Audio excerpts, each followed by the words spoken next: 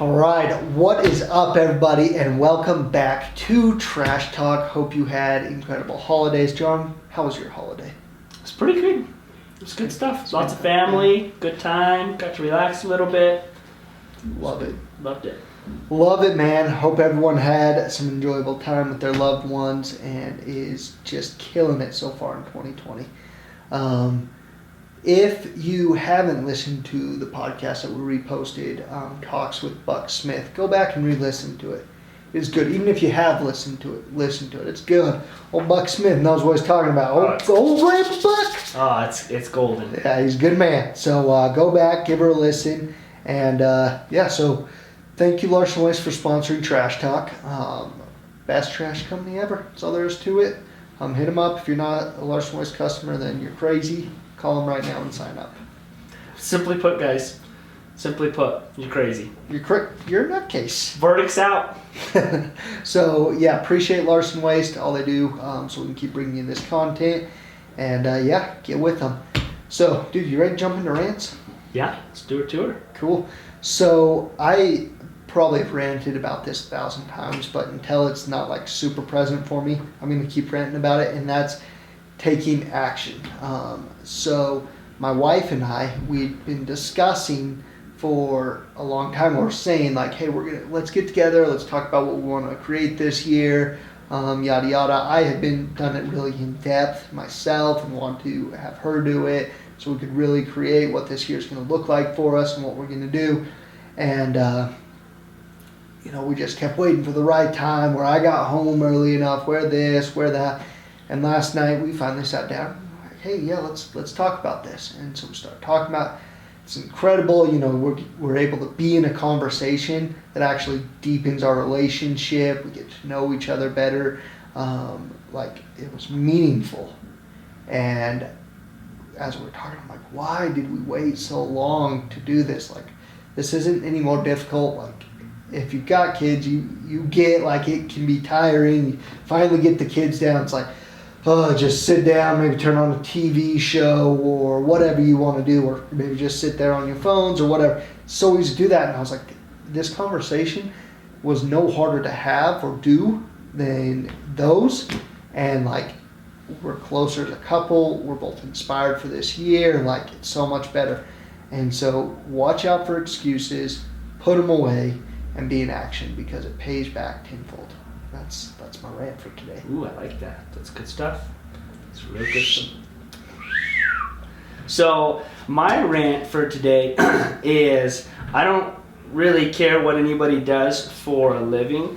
I honestly believe that expanding the people who are around you and the people you know will help your life in every aspect.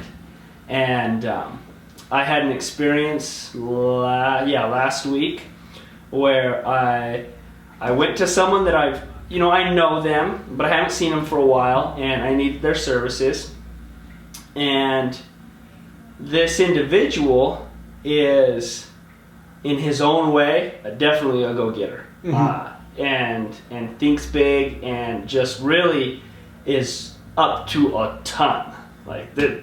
If I thought I was busy, I just looked at his life and I was like, oh my goodness, geez, dude.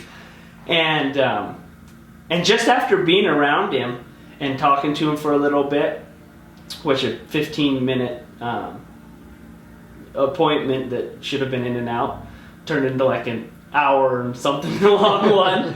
But I left that, and that wasn't even a planned one. I just called him up and said, hey, can you help me out with this? He says, yeah, come on in.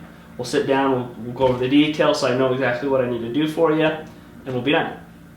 And it just reiterated to me, like,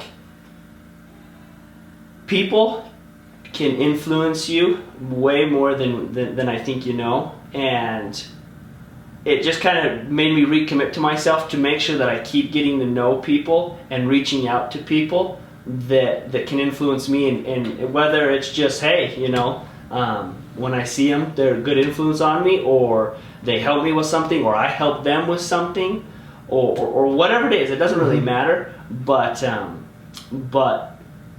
keep getting out of your bubble, and that'll always lead to good things. Yeah.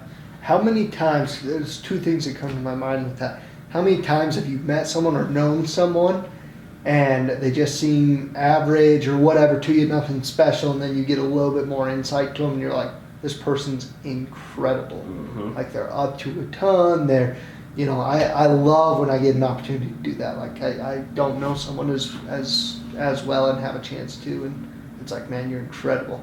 And the second thought I have is how much it bugs me when people love animals as much more as people. It freaking drives me crazy. I'm like, people are incredible. It's so cool to make new relationships and meet new people. And yes, there can be frustrations at times with people and things like that. And when people treat animals like people or better than people, it makes me want to wring their neck. Like, because some people will yell at a person and they would never yell at their dog or any dog that way or be as mean to a dog. And it's like, you know what? Screw you. Yeah, they treat human beings like crap. Yeah, like I don't care who. Like humans, every human is of higher value than any freaking dog or cat or animal. Oh, in my opinion. Oh, I could rant on that for hours, especially in the industry I'm in. But it'll suffice it to say I agree. Yeah, and there's probably some people that may be offended by this, but that grinds my gears. But we won't tell you what's his bucket, Ricky Gervais said in the. If you listen to the Golden Globes thing, we won't say what he said to you. F off. That was classic. I had to bring that up. That was great. Yeah, so dude, you said you've got a question for me, and so you'll pose this question, I'll answer, and that'll be our podcast. Okay, so my question to you is give us a then and now of when you first took over running Larson Waste to now, and you personally, your mindset, the way you looked at things, your perspective in the company, and then just kind of give us a then and now of how things were and how they are now, and how it's changed, and just kind of give us some insight as to how old you were and what you were up to when that happened, and kind of go from there. Yeah, so I don't freaking know how old I was. I think that was like 4 or 5 years ago. So I would have been like 23, 24-ish. And how it all came about is it wasn't necessarily like a planned thing. Like it wasn't like, oh yeah, let's bring Garett in, do this. It was, my dad was planning on leaving the country, on going on a mission, and I had moved back up here. And my thought was, hey, I'll run sales and kind of just keep an eye on things, kind of be his lifeline to the company while he was on the other side of the country. And that's all I'd kind of be. Make sure he's getting information that he wants to get, just kind of a liaison almost, and do sales. I figured I'd do that while he was gone, and then when we got back, I would move on to something else.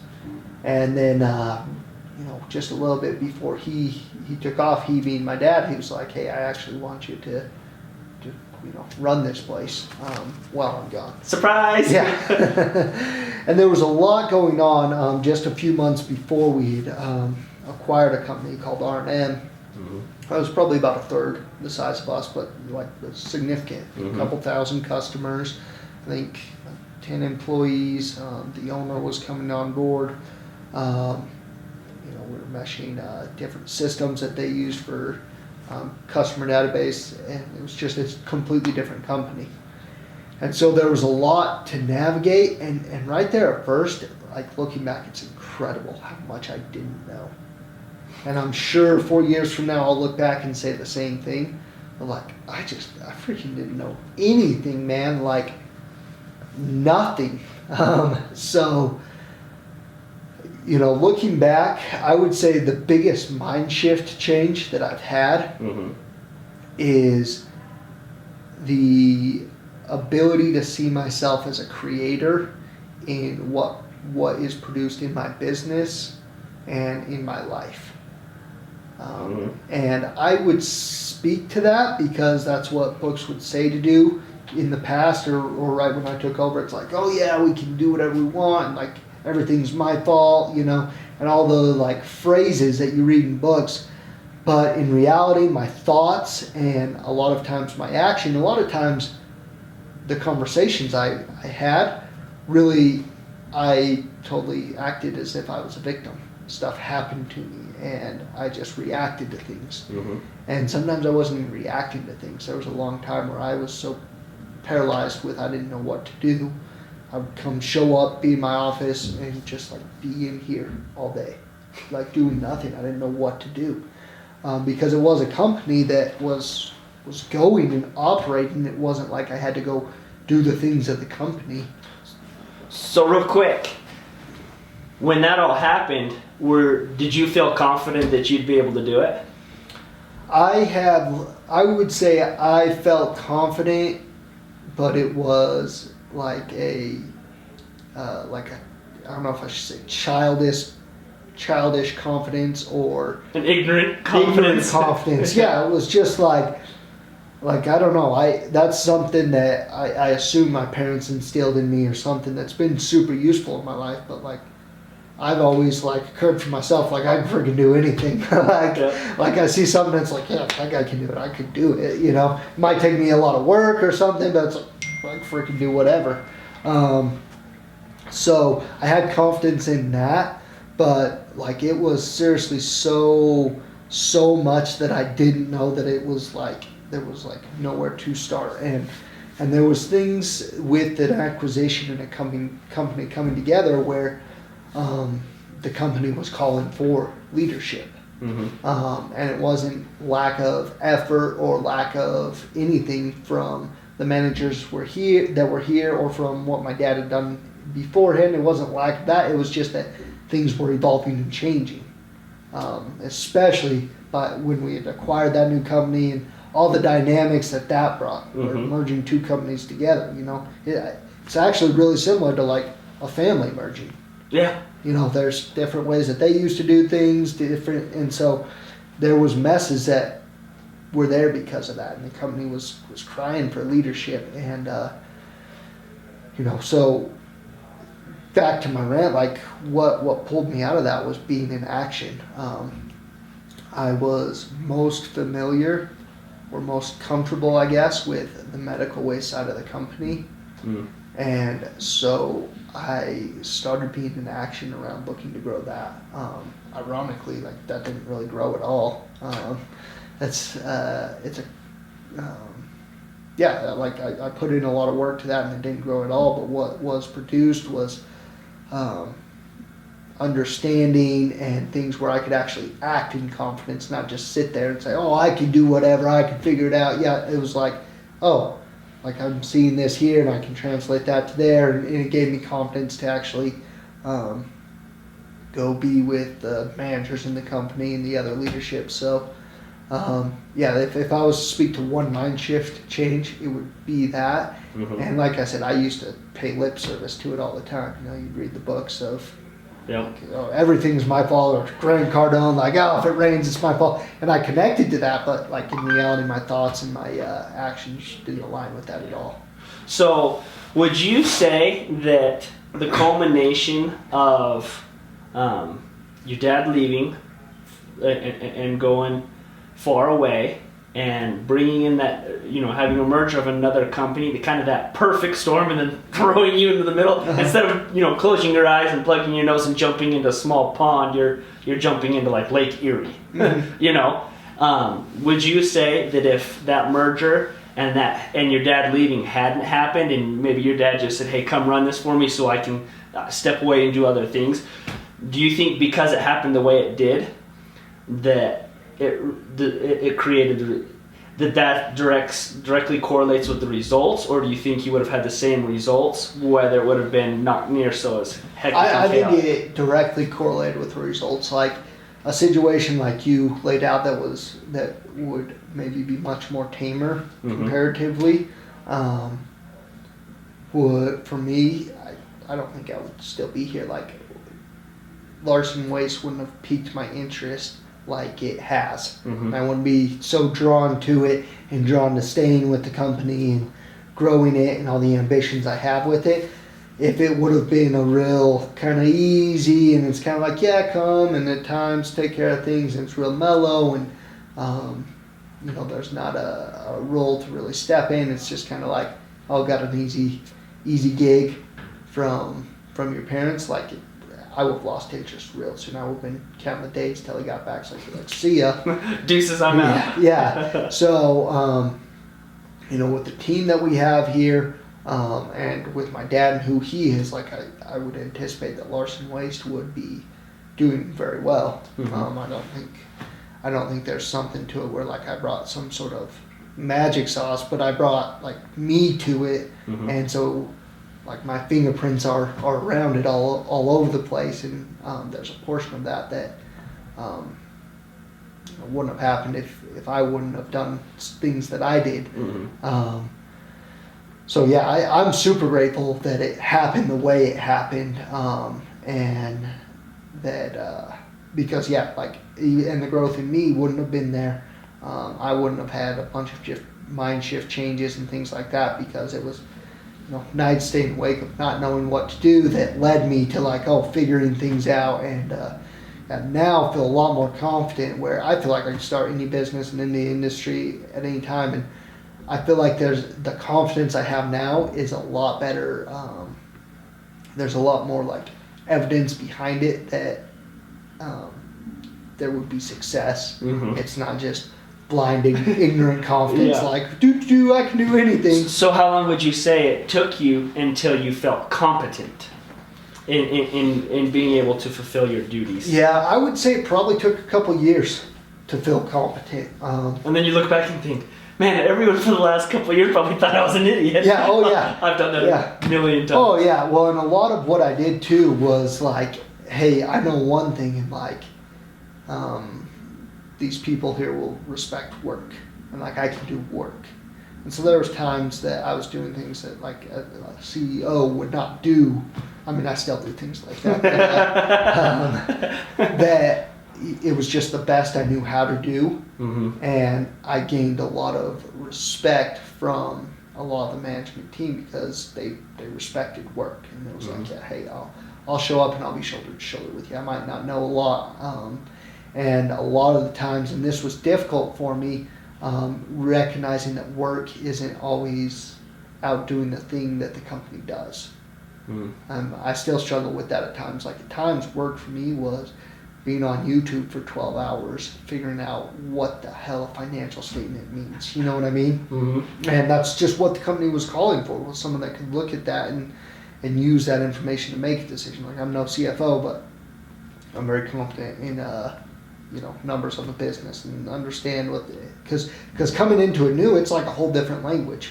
Yeah. Now it seems so natural to me, but I'm reminded if I go home and share something with my wife, or she's like, okay, what's that again? And she's sharp, she's really smart, but it's reminded that, oh yeah, this is a completely different language, and a lot of things that happen that over that time, bringing myself to it in a way of hey, I need to learn these things really was an upgrade for me. Oh, I bet. So, one more question. Now kind of tell us a little bit more about the now. What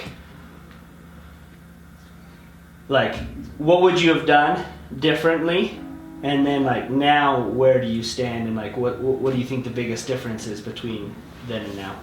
Yeah, so I think we do this at every point in our lives, at least I do myself, so I guess I shouldn't speak for everyone, but what I'd do differently is I'd be who I am right now back then. Yeah, I'd have the knowledge, I'd have the confidence, I'd have the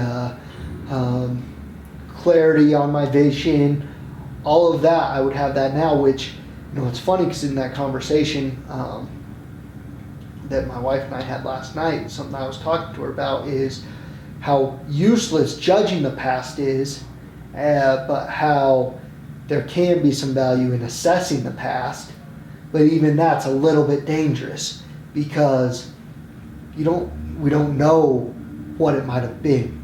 And so, we were talking specifically about the company and some certain aspects of it, and some things we're in action around right now, and it's if we would have taken care of this 3 years ago.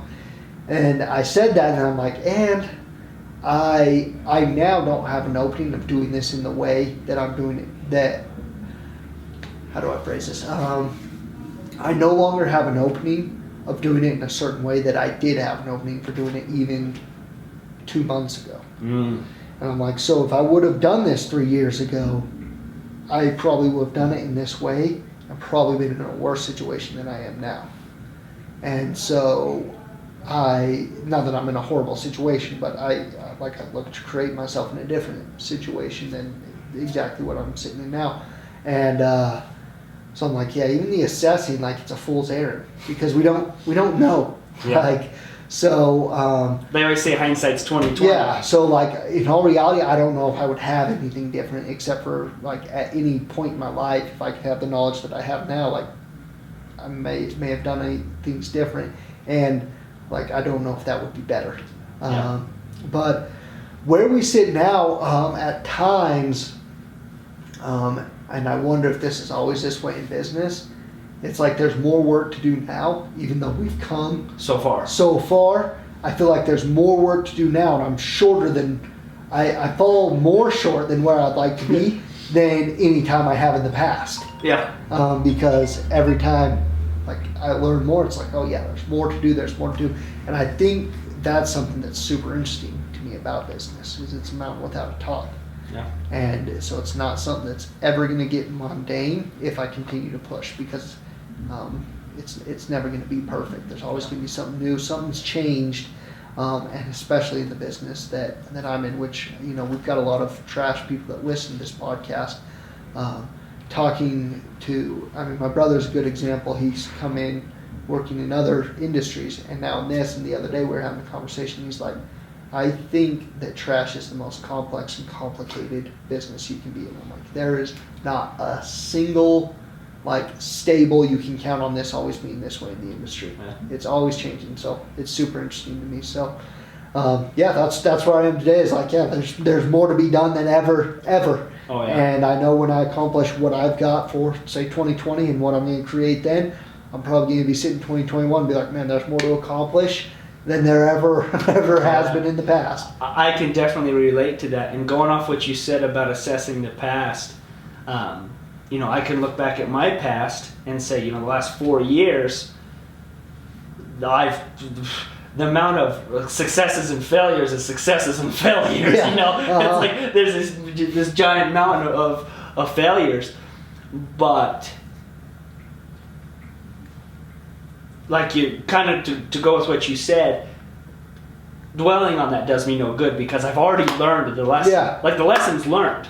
Mm-hmm. You know, you already went through those experiences, so now it's just look to the future. Yeah. Well, and I think the danger is, and I would say the difference between judgment and assessment is you've got to disconnect the emotion from it. Mm-hmm. So you can look back at that and go, oh, that's interesting, that's interesting, that's interesting, and not feel whether it's guilt or even if it's, you know, quote unquote positive emotions, pride, this, that, and the other. Like, if you're going to assess it and have that useful, you've got to totally disconnect yourself from the emotions. Say, hey, did that serve what I was looking to create or not? Yeah. And assess it from that point, because yeah, the judgment can bog you down. Like that's what depression is. Yeah. Is judgment of the past and anxiety of the future. Well, yeah. If I told myself, oh man, I'm not going to accomplish my goals this year because I failed last year. It makes no sense. Yeah. Like there's no point of that. Mm-hmm. Yeah. Nothing about that serves me. Yeah. So yeah, dude. Well, I thought this was freaking awesome. I think we need to do this again. Maybe just flip the scripts, because I know we've talked about all these things before, but I think it's cool to bring it up fresh and see where we're at today. So I agree. It was a good one. That was awesome. Well, appreciate everyone listening. Hit me up, Garett the Trash Man, across any of the platforms. John, what's your plugs? John Ballard 345 or Ballard Senior Home Care. Hit us up. We're on Facebook mostly. And a little bit on Instagram, but most of our audience is on Facebook. So give us a like. We put out a lot of helpful material for those in the home care industry. Yeah. All right. And give us a 5-star review. Tell everyone that this podcast is freaking awesome. Appreciate you guys listening. Talk to you later. Peace. Deuces.